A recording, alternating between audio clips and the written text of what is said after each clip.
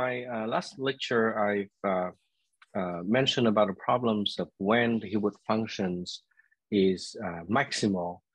So for this lecture, I'm going to focus on a slightly different questions. That is when the Hilbert functions is different from the Hilbert function of the polynomial ring itself. So, the title for this lecture is going to be Initial Degrees, Chudnovsky and Demey's Conjectures. So these are going to be discussed in this lecture. So let me recall. So here I'm going to basically fix the set of point P1 up to PS. And this is going to be inside my Pn. And again, I'm working over the complex numbers. I'm going to fix an integer, a positive integers, and I'm going to consider the collection of fed points with supports in X and the same multiplicity M. So the question is that we're going to discuss in this lecture is when or for which value D, when is I of Y at degree D not the same as 0. So this is really the same as saying that for which value D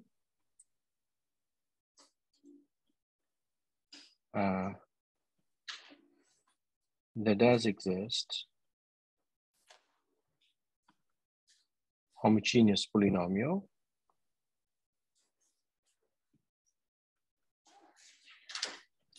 of degree D in R.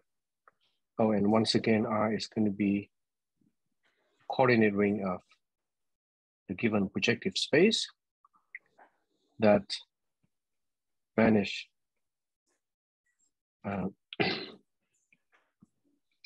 at the point in X with multiplicity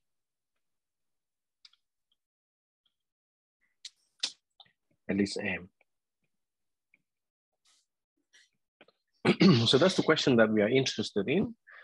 So for this, I'm going to give a, maybe I'm going to focus on, maybe I'm going to look at sections 2.1.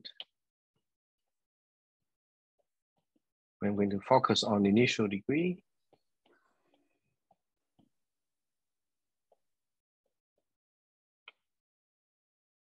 So here I'm going to start with a definition that captures what we are interested in this question.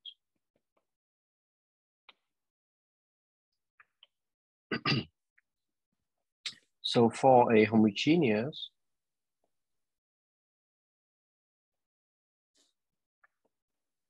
ideal I inside our polynomial ring, of course, we let alpha of I denote the least generating degree.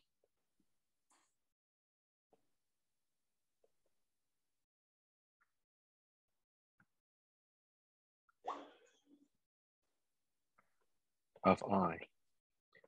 And that is the same as saying that alpha of I is going to be mean of all degree D, such that if you look at the degree D component of I, this is not 0. So this is going to be what we are interested in, and primary objects for us is going to be alpha of I of Y, right? So this is the questions, and now we have rephrased that question in terms of finding this invariance alpha associated to I of Y. And as we have seen before, I of Y is just I of X to the symbolic power M. So here we are looking at the initial degrees of a symbolic powers of the defining ideal of a set of points. So toward this problems, or toward this question, there are a number of famous conjecture. I'm going to start the first. I'm going to state the first one. Actually, I'm going to state a few of them. So this is the famous Nagata conjecture.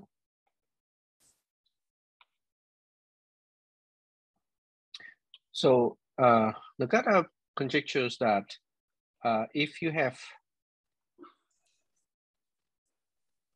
a set of at least 10 general points in P2, and once again, I still haven't explained what general means. I promise I will come back to this. Then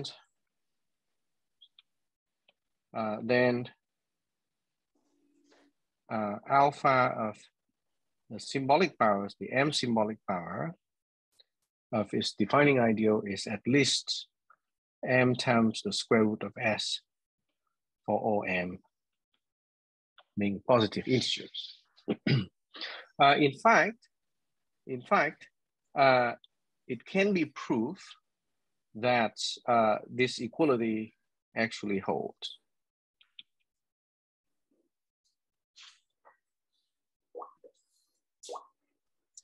So Nagata's conjecture basically predict precisely what this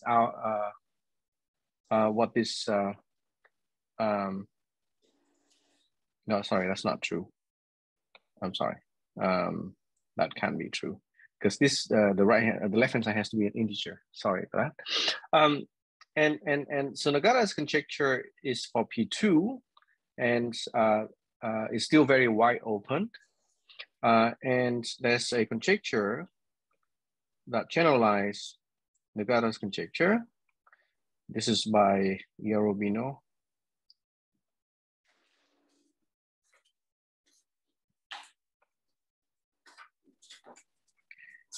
And Yorobino basically say, so again here, you see that Nagata conjecture that this inequality should hold with some exceptional cases, meaning S cannot be, well, if you take S to be less than 10, there could be situation where this is not true. So Yorobino generalized this conjecture to any Pn, and once again, he would have a collection of exceptional cases. So let X be a set of S general point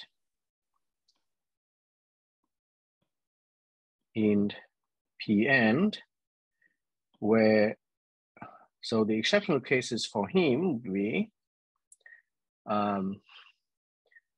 S is going to be at least max between n plus 5 and 2 to the end. And he also wants the pair S and N not to be the same as the pair 7, 2, pair 8, 2, 9, 3, or 14 and 4. So those are the exceptional cases.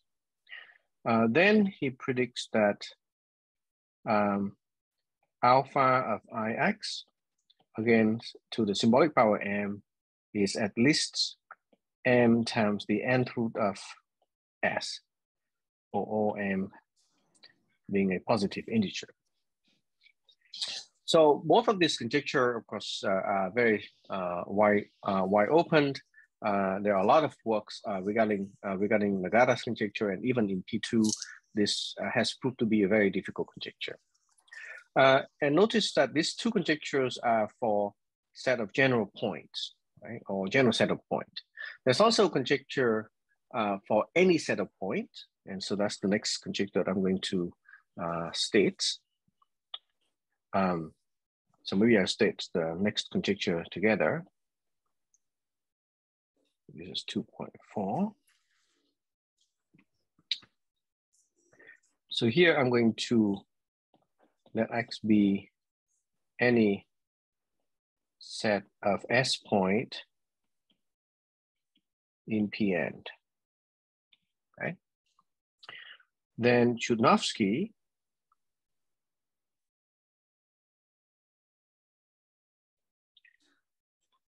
in early 80s, around 1981, conjecture that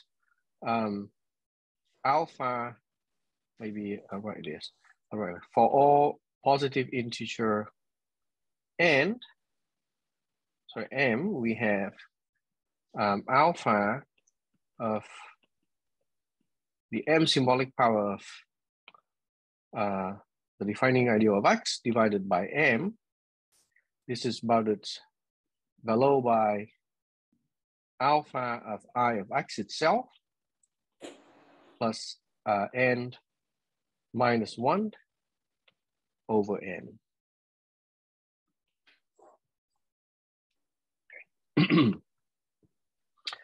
And then a few years later, this conjecture was generalized by Demai,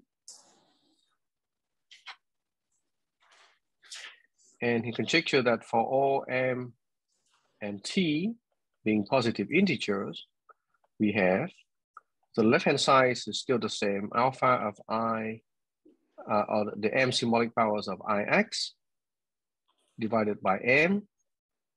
This is at least, on the right-hand side now, he allows not just to take alpha of Ix, but again, the symbolic t powers of Ix plus n minus 1. And denominator is now going to be changed to t plus n minus 1.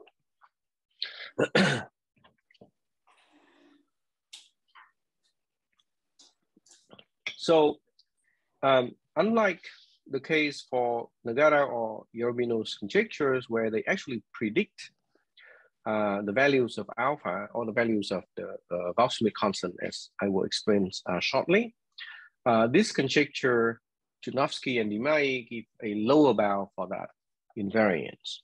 Okay. Now, of course, one can see very easily that Demai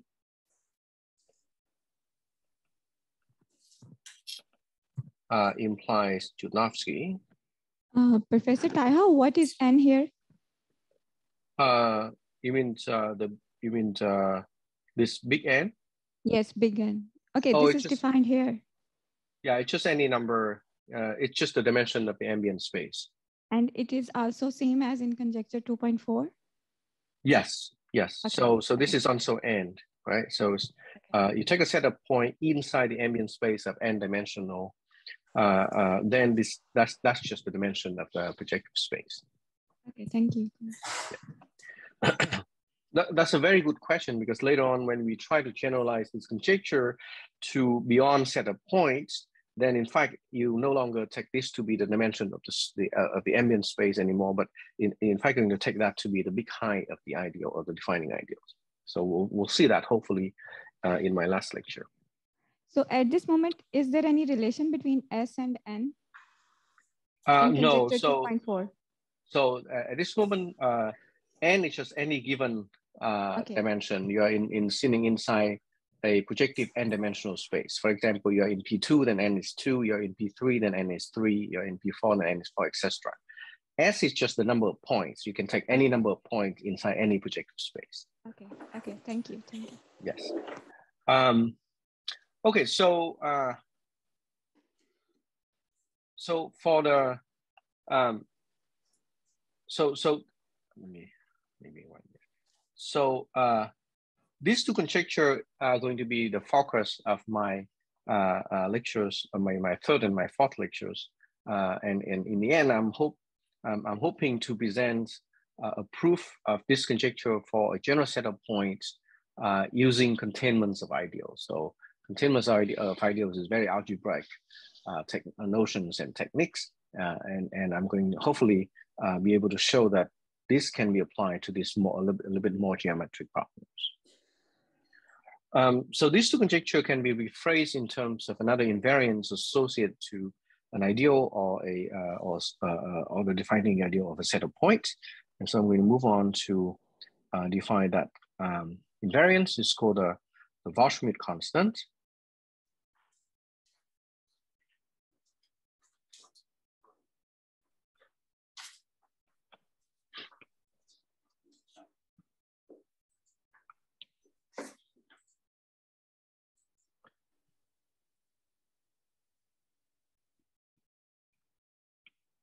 So the Wahl-Schmidt constant is defined for any homogeneous ideal, right? So let me write down the Wahl-Schmidt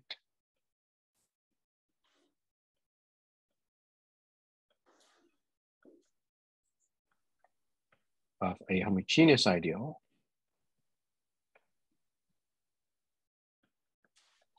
Again, in my polynomial ring R that I'm already fixing, is defined to be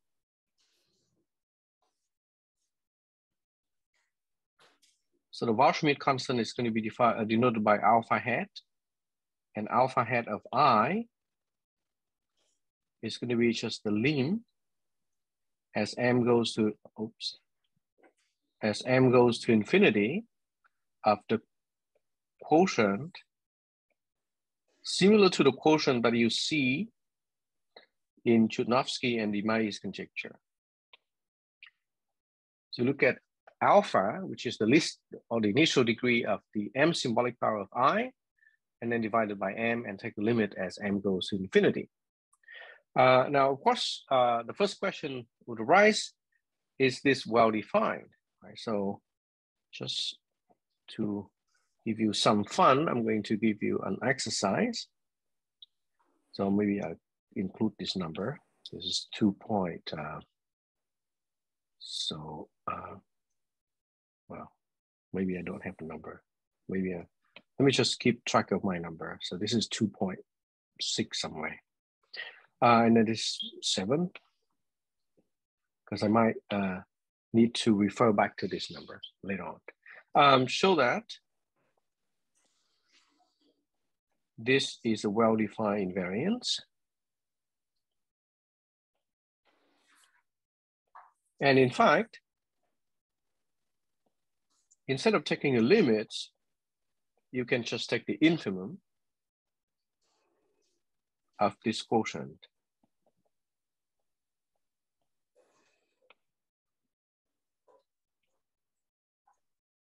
Of course, m here is inside the positive integers.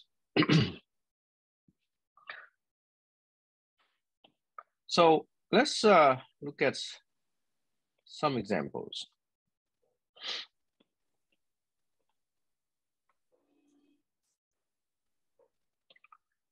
Now, it's very easy to see that alpha hat is no more than alpha, just because, again, if you know that this is true, then when you take m to be 1, this is just alpha of I divided by m, right?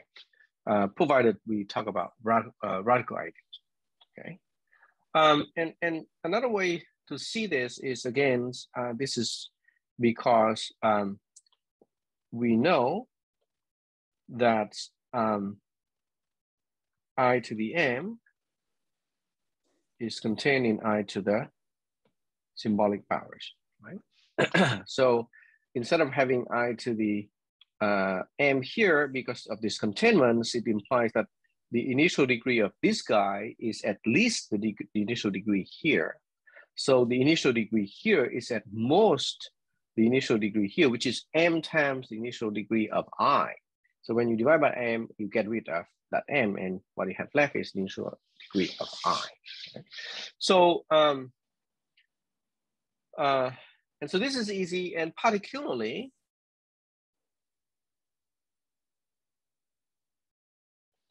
if you have the equality for all m, and this equality is an equality that a lot that algebraists have been studying a lot lately. Then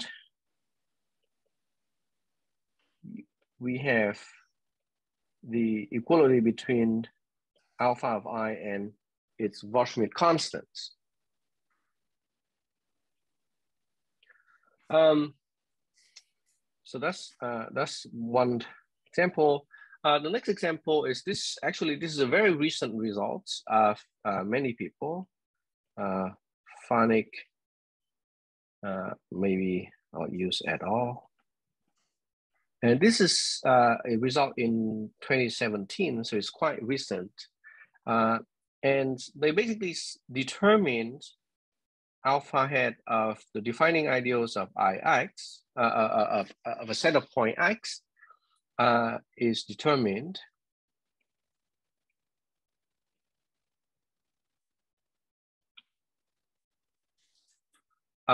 when the number of points in X is at most 8. Right, so you have fewer than 8 points, then the Wahrschmidt constant is known, so one can check all kinds of inequalities. However, if you have more than 9 points, things get a lot more complicated. And of course, problem computing with the Wahrschmidt constant becomes very difficult. Another thing that starts from Nagata's work.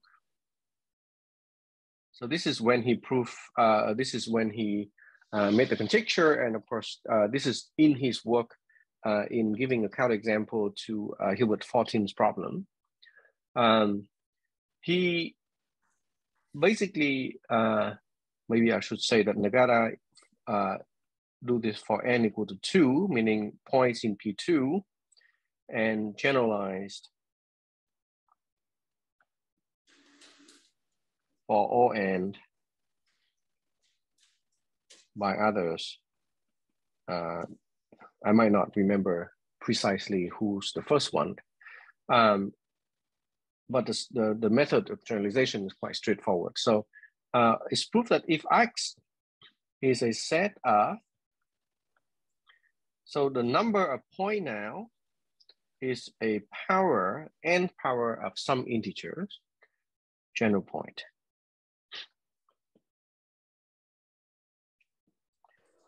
In Pn, right? So there's now, this is where there's a relationship between the number of points and the dimension of the ambient space. Then the Wahrschmidt constant of Ix is exactly K. And if you notice, this is the same as the n to the s, right? Now, if you look back at Yerovino's conjecture, this is the condition if you divide it by m, right? So if you divide it by m, you get rid of m. On the right-hand side, you have exactly the n to the s. And so because of that, and the limit exists, so already from this conjecture, or this conjecture is equivalent to say that the Wahrschmidt constants of Ix is at least the n to the s. In fact, the other inequality is already known. So the conjecture is equivalent, is in fact equivalent to saying that the Wahrschmidt constant of Ix is exactly the n to the s. Okay, and so this established that conjecture, or Nagata and Yerovino's conjecture, in the case where the number of points is exactly k to the n. So it's the n power of some positive numbers. Generally, of course, it's very, very open. There's a bound, this is known before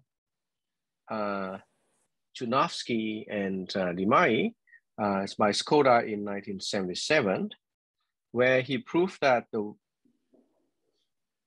Wahrschmidt constants of a set of points is always bounded below by alpha of x, of Ix divided by n.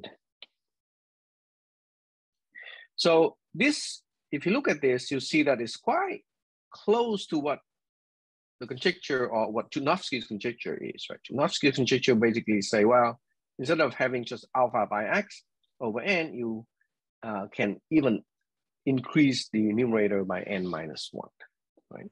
So let me rephrase, just to keep things in context, let me rephrase Nagata, Chudnovsky, and Limai's conjecture in terms of alpha hat.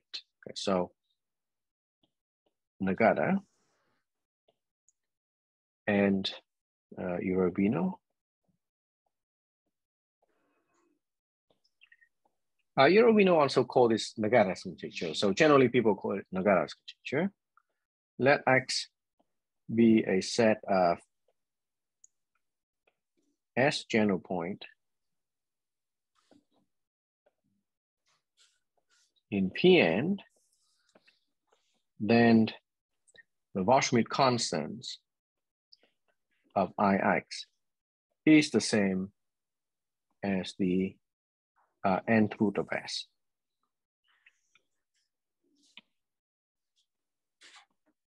And now this is where I can say that this directions is known to hold, right? So one need to prove the bigger than or equal to inequalities. And for Chudnovsky and Dimai, so let X be any set of S point in Pn, Chudnovsky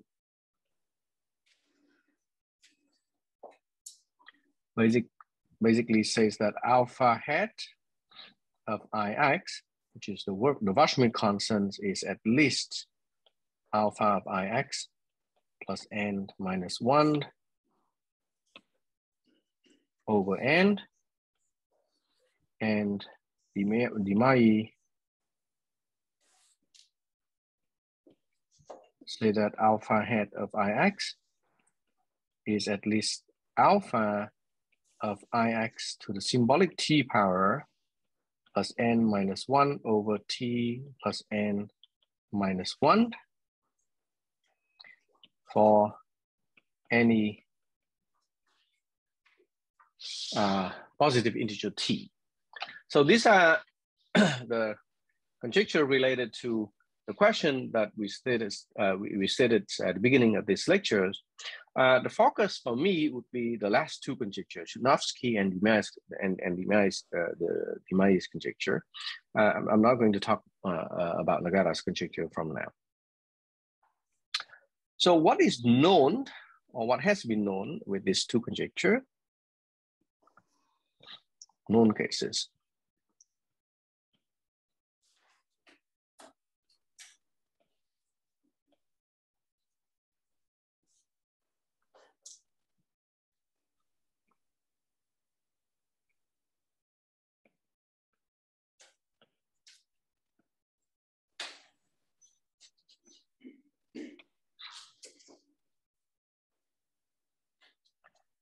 So Chudnovsky's conjecture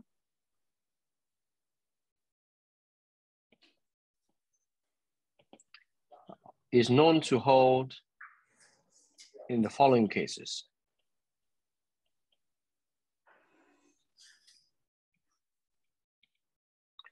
Let me highlight this. Any set of point in P2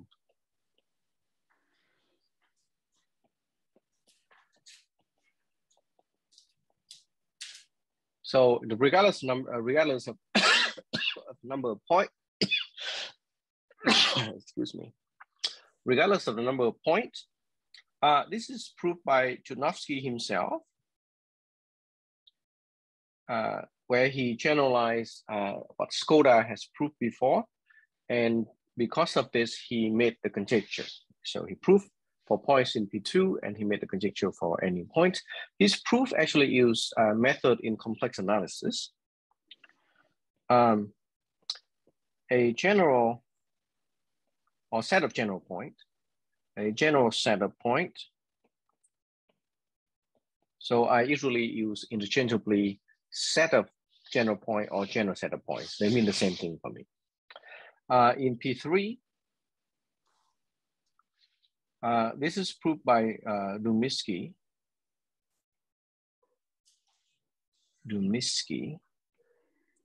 in 2015, so it's not too long ago. A set of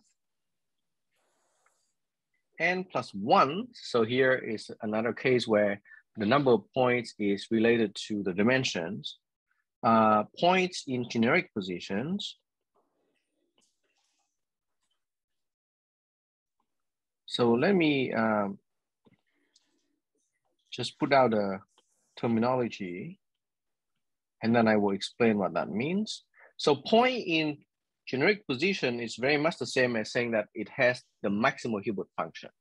So there's nothing special here. It's just different people use different terminology in PN. Now, if you look at this, you notice that if you take n+1 points in generic positions in PN, you can basically think of this point as being the coordinate point. It's like, if you're looking at the XY plane, you look at the point 0, 1, and 1, 0. If you're looking at three-dimensional space, you're looking at all the coordinate points. So it's the same thing here. This is again by Dubnisky.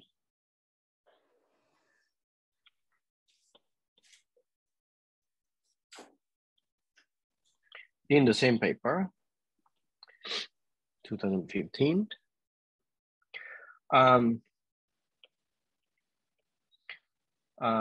A setup, a binomial coefficient number point.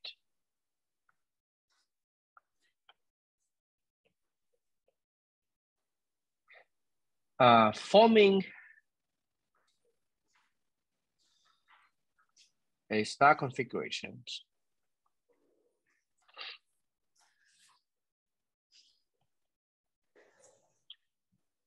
in PN.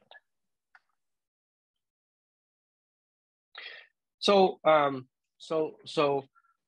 let me, instead of explaining exactly what star configuration means, I'm going to just draw an example for you. So this is a star configuration. I mean, you have five lines, or maybe even 4, that's fine. So where they intersect nicely, meaning there's no 3 lines that intersect at the same point. And then you're looking at the intersection point. And so if you have 3 lines, then you'd have 3 points. If you have 4 lines, then you get 6 points.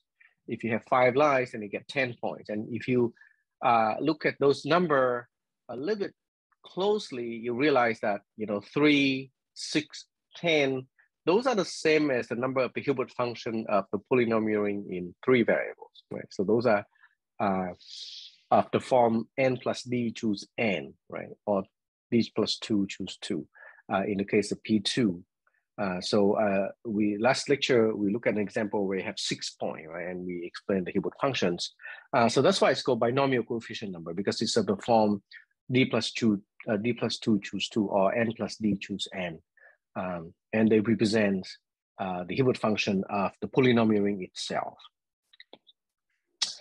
So that's what it means by star configurations. And the binomial coefficient is just exactly what is explained. So this is by, so this is done by Jiromita, Auburn, and Liore. I believe in 2013. And probably it was already included in Bokchi and Auburn's work, maybe not explicitly, in 2010. Okay, so that's the next case.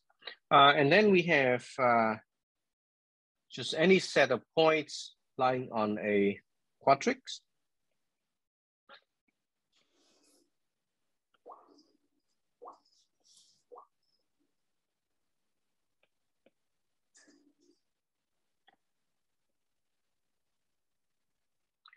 And this is a result of Fowley, Montero, and C in 2018. So the best way to visualize this is if you look at P1 cross P1 sitting in P3. So that's going to be a variety defined by a quadrix, by a degree 2 equation. And if you look at a bunch of points on that curve, then it's going to satisfy Chernovsky's conjecture.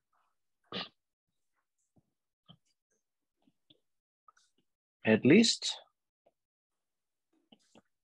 2 to the n very general point in Pn. So here again, you have a relationship between the points and the dimension of the ambient space. And we have a new terminology, very general set of points, which I'm going to go back, return to and discuss in more detail shortly. This is a result by Dumirsky and Tataj Gazinska in 2017. And any very general set of point in Pn. So this is a generalization, or not generalization, but an extension of the previous results. We're getting rid of the condition that you have to have many points. This is by Fowley, Montero, and C. And the methods used in these papers are very different. The first paper used a more geometric method, actually making use of Nagata's conjecture, what is known about Nagata's conjecture. And the second one is more algebraic method, which is what we're going to talk about soon, at least in the last two lectures. So we also work on this conjecture, and our result is a set of at least 4 to the n general point in Pn. Or you can improve 4 to the n by 3 to the n if n is at least 4. And you can also improve 2 to 2 to the n if n is at least 9. So here is general set of point, right? So the difference between these two results is that here you have a requirement of of the point being very general. Here the requirement is that the point is just general. This is the recent results of Bissuit, Griffo, myself, and Nguyen. So we proved this last year, and it's still it's going to appear in the transaction of the AMS maybe next year. Okay, so and then the next question, the next natural question. Well, here we have a bound for the number of points, just like here they have a bound for the number of points. What happened to smaller number of points? So there's a recent results by Bissuit. Maybe I should write the results first. That is true for n equal to 3, or maybe 3 is already known, 4, 5, 6. It's true for n equal to 7 and 8. And you have 2 to the n less than or equal to s less than or equal to 3 to the n. So they can drop the number of points slightly. Or if n is at least 7 and n plus 4 less than or equal to s less than or equal to n plus 2 choose 2 or choose n. And the points are general point. So I should also point out that in this case, for example, when s is less than n plus 4 is already known to be true. So what it is, they take care of the next batch of numbers. So those are the, for small point, this is a recent result by Bisui and Nguyen recently. So both of these are my Bisui is my former PhD students, and Nguyen is my current PhD student. Okay, so that's what is known for Chudnovsky. Limai, unfortunately, is not very well studied as Chudnovsky worse.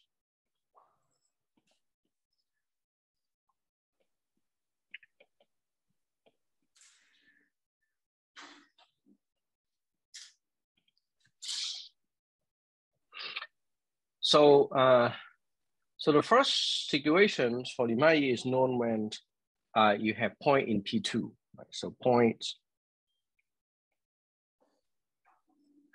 in P2. So any set of points, and this is by Esno and Vivek.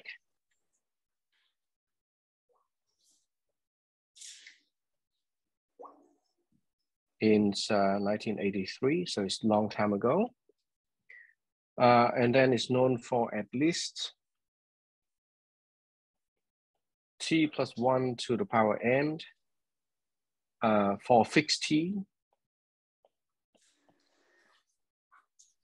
fixed number t, and that fixed number t is inside the conjecture, a very general set of points.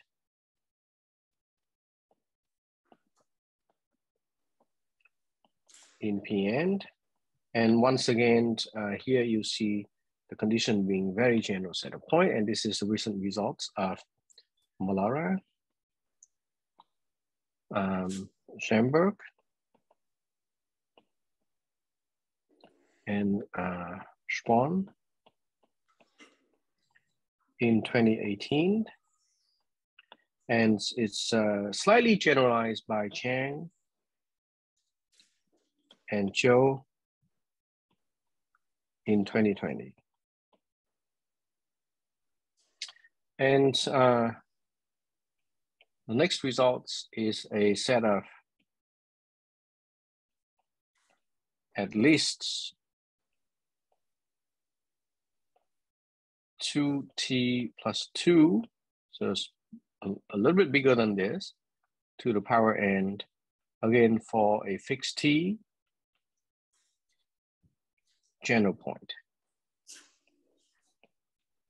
in Pn. So here, the requirement is that the points are general, and this is results by Bisui and Guifort, myself and Nguyen, and this appear in 2022 of the Journal of Pure Applied Algebra. So I've mentioned more than once the notion of very general and general set of points, and I'm going to try to explain to you what those means. Very general.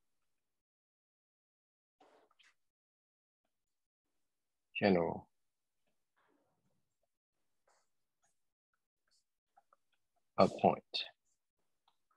Now, technically, if you want to talk about general set of point or very general set of point, one has to look at the varieties parameterize a set of point or zero-dimensional subscheme of given length.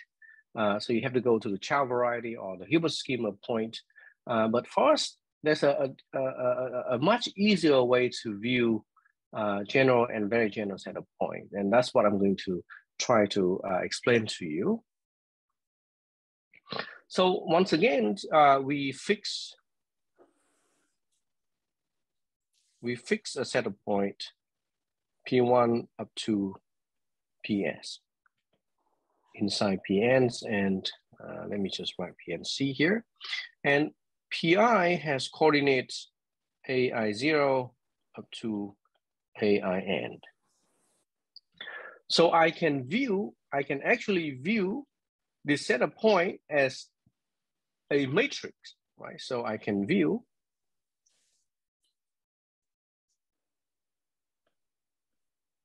as a matrix where I put A, and I just put all these coordinates. I get A10, A11 up to A1 end, and AS0, AS1 up to AS end. So this is going to be a S by n+1 matrix, and I can view this as a point inside my S times n plus 1 dimensional affine space. Right? So I can view a collection of points as a matrix, more or less. Of course, this is not a precise one-to-one correspondence. Of course, for different set of for different matrices, you might have the same set of points. Remember that a projective points is determined if you a projective point doesn't change if you multiply every coordinates by the same constants, right? So you can have different matrices with giving you the same set of points. So now, what I'm going to do is I'm going to look at a collection of new indeterminates or new variables. So let Z be Zij's, and I'm going to look at this as in terms of matrix to fit with what I have seen up here. So this is going to be I running from 1 to S and J running from 0 to N, be a collection of S times, again, N plus 1 new indeterminates or new variables. And then I'm going to extend the complex number by this new variable. So let C of Z be the transcendental extensions of C by Zij. Right. Excuse me. And so basically I can think about replacing each number here, this is complex numbers, by a new variable. So each point here is now, I can also do the same. I can replace each number here by a new variable. Okay, so I'm going to let Pi, and I specify that to be at Z, to be the point Zi0 up to Zin, and this is the point inside the n-dimensional projective space, no longer over C, but over this field extension, right? So I have a field extension, and inside this field extension, of course, the Z are considered as numbers. I can look at the n-dimensional projective space over this field extension. So then,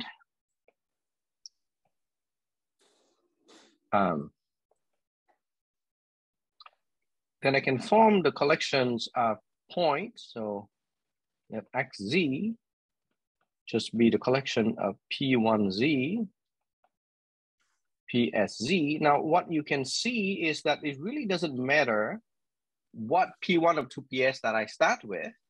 When I add Z in, I get the same guy because it's all in terms of Z ij, right? So it doesn't matter what Aij that I start with, the Z are always fixed. So going from X to XZ, doesn't matter what X I have, there's only one unique XZ. So this is the one set, right? So I call this the set of the set of S generic point.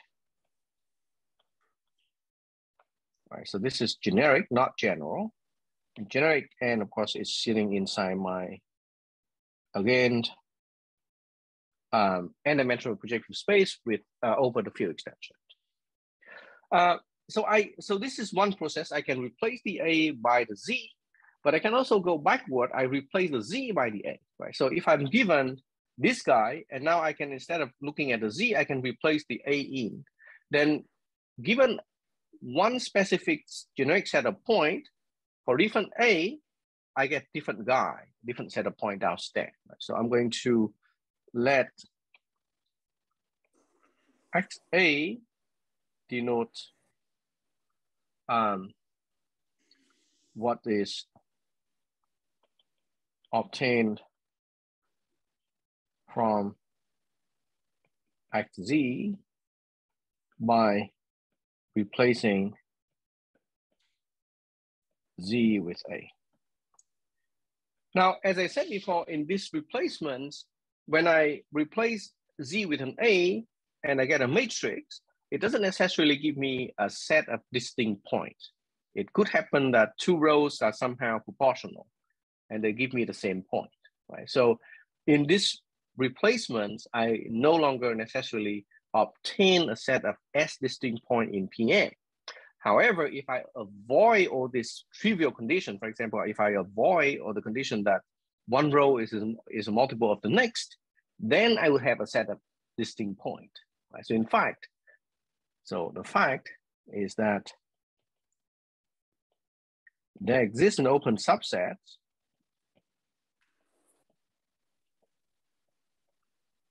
let me denote by a W0 inside my parameter space, such that for all A inside this open subset, this guy now is a set of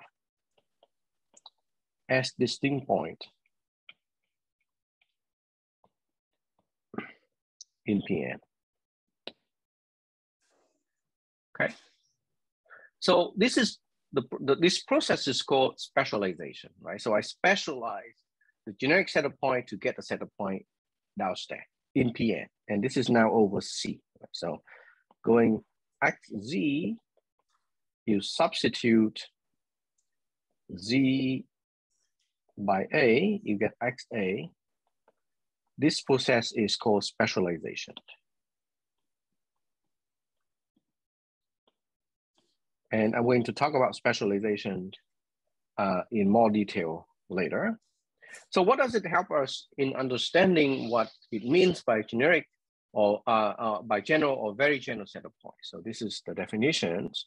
In fact, it's the result proved by Fowley, Montero, and C, is that if you look at this process, you can define very general and general set of point in the same way that if you were looking at the Hilbert scheme or the Chow variety. So a property P is set to hold for a general set of point in Pn, right? So general set of point or just set of general point. If there exists an open dense, I should say that this is open and dense, right? So open dense. Open dense subset U of my parameter space, or exactly this W0 set, such that, and this is of course inside my parameter space, such that P holds for any specialized set of points if you take A to be in this open dense subset. And a property P is set to hold for a very general set of points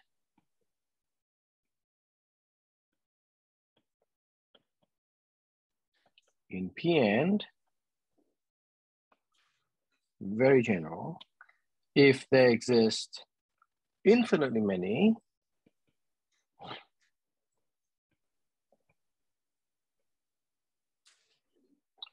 open dense subsets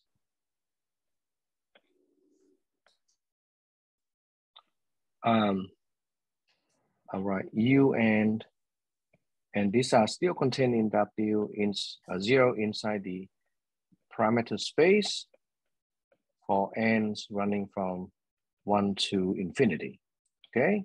Such that P holds for any specialized set of points, XA, for all A inside the intersection of this U end.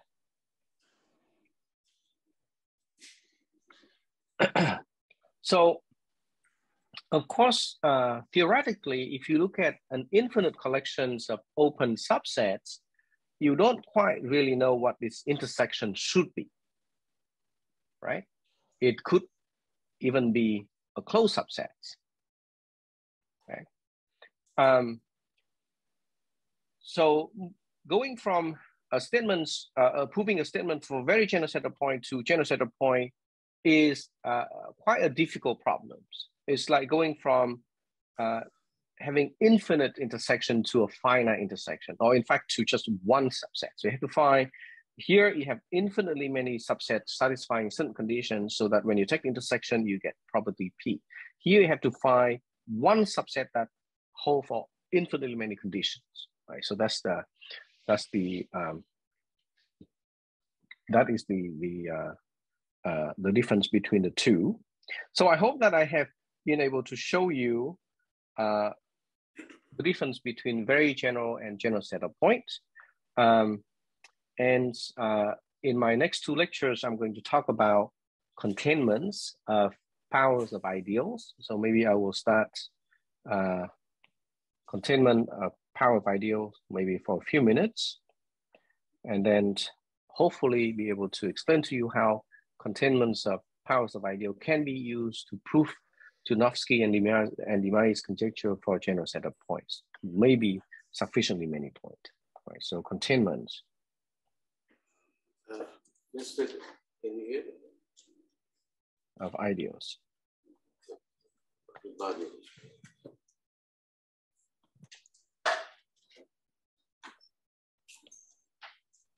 Or maybe let me see. I see a few. Professor Ha? Yes. There are a few questions. Yeah, a few questions in the probably, chat. Yeah.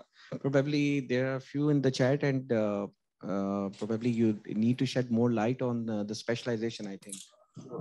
Yes. So maybe it's good time for me to stop and just try to address the questions. So the first question I saw was, is there an analog for maximal Hilbert function in terms of commutative algebra? Well, the notion of maximal Hilbert function is a commutative algebra notion, right? So basically, say if your Hilbert function is maximal possible, right? So you have Hilbert function less than or equal to some number, and if it's attain that number, then it's maximal. So it is, for me, I consider that as a commutative algebra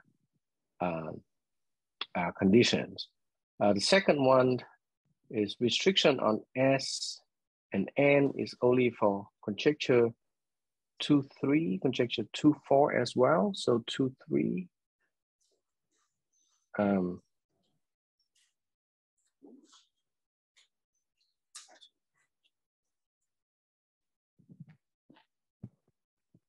Yeah, so both of, I guess you're talking about Tunovsky and Demey's conjecture. The restriction on S and N of known results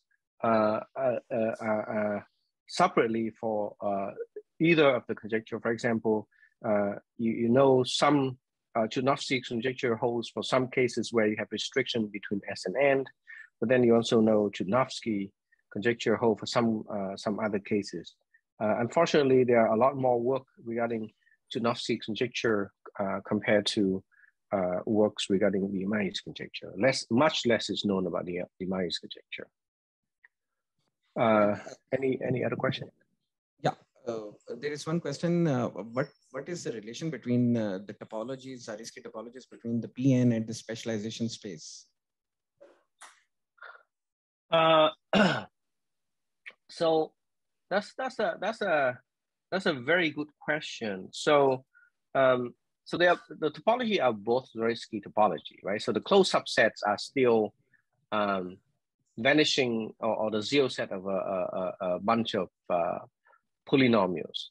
However, when you look at the field extension, you're looking at polynomials where your coefficients are allowed to be inside a bigger field, right? So that, of course, add more closed subsets, right? On the other hand, if you restrict it to Pn over C, you're looking at polynomials where your coefficients are just complex numbers. But now, if you move up to the to the guy upstairs, your polynomials are allowed to have coefficients that involve the new variable z, right? So there's not a clear relationship between closed subsets of the two. That's a very good question. Yeah, that is something how we are relating this configuration. So this technique is just to see the configuration in affine setup. No, it's the technique for specialization. Yeah, exactly. No, I mean the technique for specialization it's for projective space, right? So all I have been talking about is about variety of projective space. So for example, here, let me see, where is it? Here, right? So I'm looking at I'm thinking of this guy sitting on top of Pn, right? So this guy sitting on top of my Pn here, and so the specialization basically say, well, I take this generic set of points, and that's just one set of points, right? And then I substitute specific values into the variables, right? For different way of values or different collection of values, I have different set of point downstairs. So one set of point here for different substitutions, you get different set of or maybe just one point here. For different substitution, you have different point downstairs, right? So the specialization is basically a technique that allow you to say, well, if you can prove that something is true for this generic point, then when you specialize, it's like here, right? As I said before, if you just given values here, you don't necessarily obtain a set of point in Pn. For example, a set of distinct point in Pn. For example, when you substitute the values in, it could happen that the two rows are proportional. Then the 2 points will be the same, right? But you can, by avoiding a finite number of conditions, such conditions, you can actually get a set of distinct points as long as you are in an open subset downstairs, right? So what this is saying is that you have a statement that is true. You have a set of distinct points in this bigger space. So you have a set of distinct generic points. When you specialize, you almost always get a set of distinct points downstairs, but you don't always. You almost always, right? So the technique of specialization is you want to prove some statements that hold for almost always. Then instead of working downstairs, you go directly upstairs, where instead of having a lot of set of points, you just have one set of points. And you just work with that very specific set of points, prove whatever you want, and then use the kind of the philosophy that if something is true up here, then it's almost always true down here. That's the meaning of specialization. How it enforces that there exists such an open subset W0. I was just trying to speculate how this existence. Oh, you mean here? Yeah. So yeah. So this actually is a nice exercise. So you have to see. Okay. So let's say I substitute. So basically, I think of substituting the Z by a matrix here, right? And so when I do that, this will give me 1 point. The next row give me another point. The next row give me another point. When would these points be? When would this point be completely distinct? And the condition is that you don't have any two rows that are proportional, right? 2 projective points are the same if if one is a multiple of the other one, right? So you just need to avoid the condition. For example, if let's say I put the condition that the determinant of the rank of the matrix is maximal, right? So if this matrix, whatever it is, has maximal rank, then it cannot have two rows that are one is proportional is a multiple of the other one, right? And so the maximal rank condition would be a condition that gives me a set of distinct points. And so W0 here is the open subset determined by the rank condition. So looking at all S by n+1 matrices with maximal rank. That's an open subset of the collection of all S by n+1 matrices. That's it. Thank you. Thank you. Maybe there is some other question. I enable the mic so anybody can speak in the mic.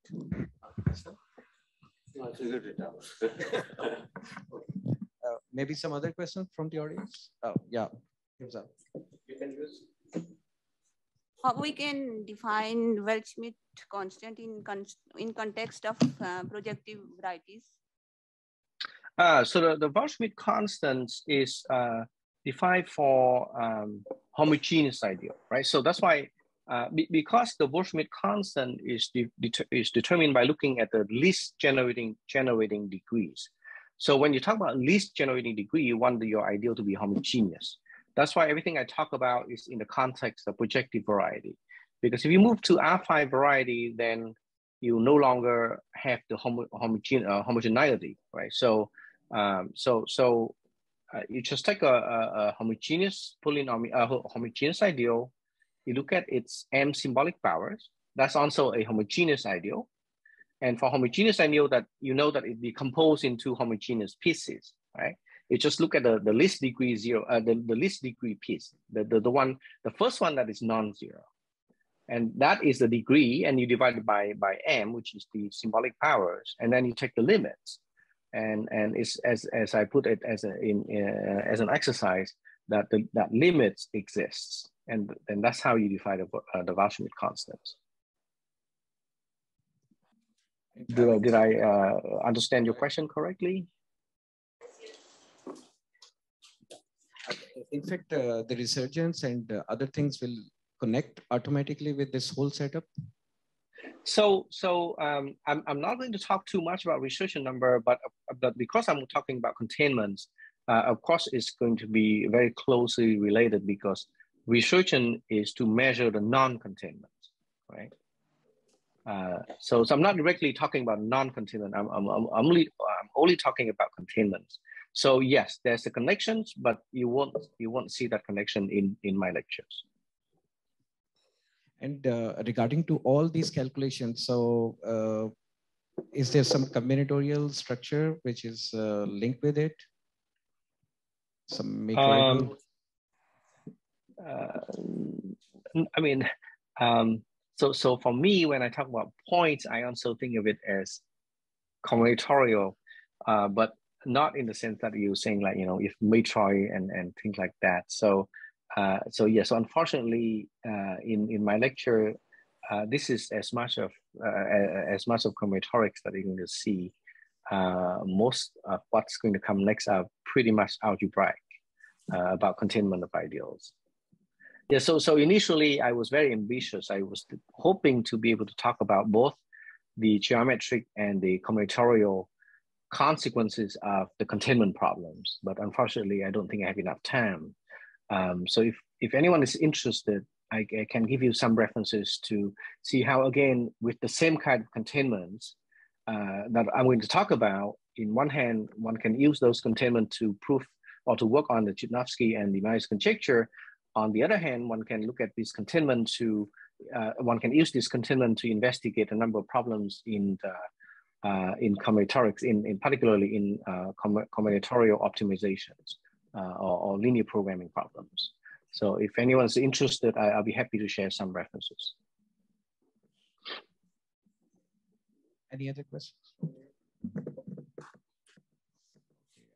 There are no questions, so.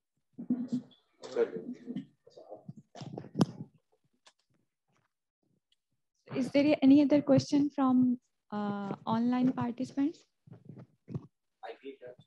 Or from IBA Karachi?